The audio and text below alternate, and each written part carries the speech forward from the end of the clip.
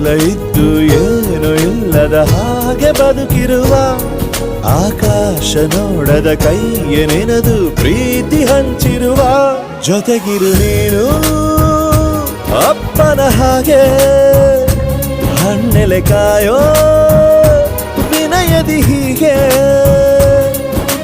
ನಿನ್ನನು ಪಡೆದ ನಾವು ಪುನೀತ ಬಾಳು ನಗು ನಗುತ್ತಾ ಬೊಂಬೆ ಹೇಳುತ್ತೈತೆ ಮತ್ತೆ ಹೇಳುತ್ತೈತೆ ನೀನೇ ರಾಜಕುಮಾರ.